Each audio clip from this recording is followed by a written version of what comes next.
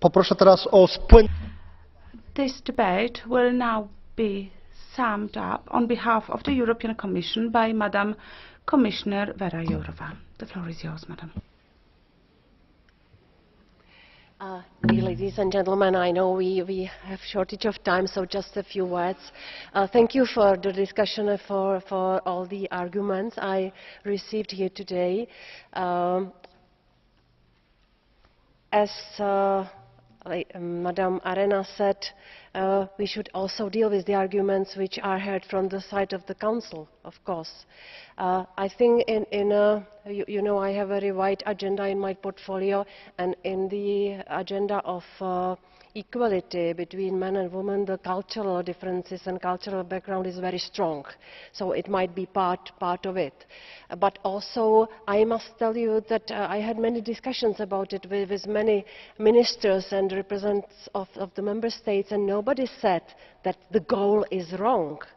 Everybody admitted that this is the proper thing to seek for, but many of the people I spoke to are allergic about the quota, so they are criticizing the instrument we are going to use.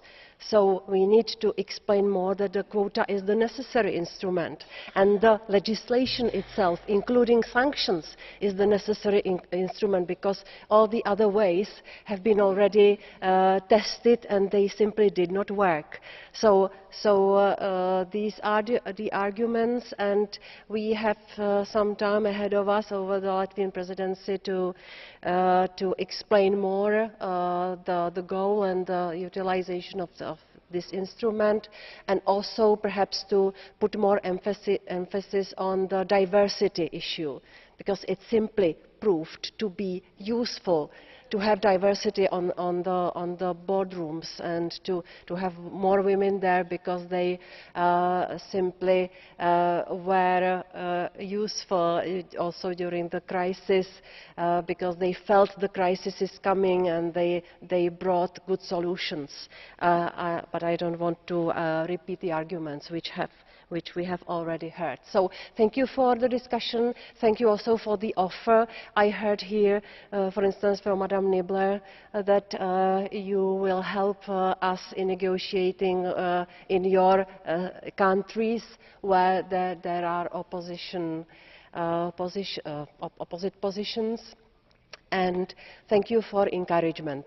And have a nice rest of today. Dziękuję bardzo, pani komisarz. W imieniu Rady. Thank you very much, Madam Commissioner. And now, on behalf of the Council, Minister Zanda Kalniņa-Lukaševica will take the floor.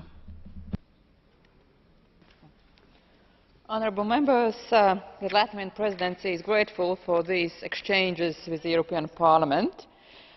We also know that the new Commission remains fully committed to its proposal for a directive for improving the gender balance on company boards.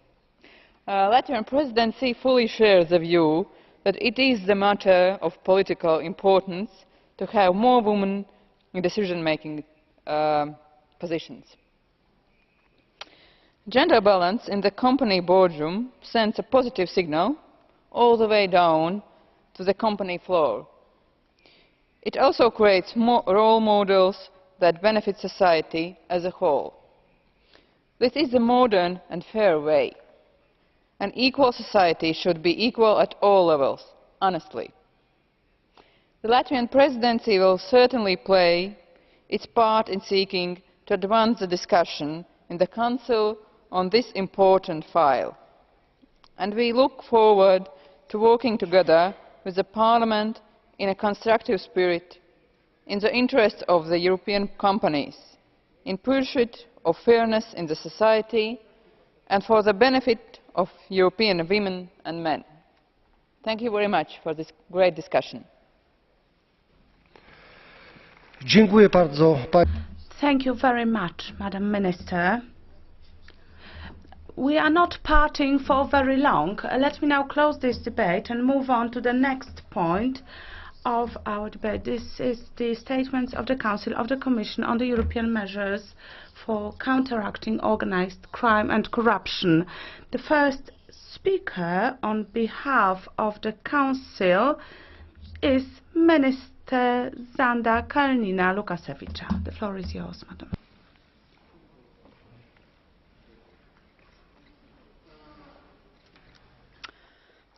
President, dear members, thank you for this opportunity to address the issue of organised crime and corruption. It is our obligation to guarantee to our citizens a genuine area of justice, freedom and security by preventing and combating serious and organised crime as well as corruption. We have to mobilise all our instruments to this end and combine efforts to adopt a comprehensive and coherent approach to crime. Europol's Serious and Organised Crime Threat Assessment estimated in 2013 that 3,600 organised crime groups were active in the European Union. Criminal organisations are increasingly flexible and are diversifying their activities. Links are steadily growing with a broad range of other lucrative criminal activities, such as drugs or weapon trafficking, trafficking in human beings, or exploiting technological developments for criminal purposes. Huge criminal proceeds are generated, which are infiltrated into the illicit economy. As a result, criminal groups are increasingly capable of influencing the operation of the legal markets and even the institutional and political processes across the EU by engaging in corruptive practices.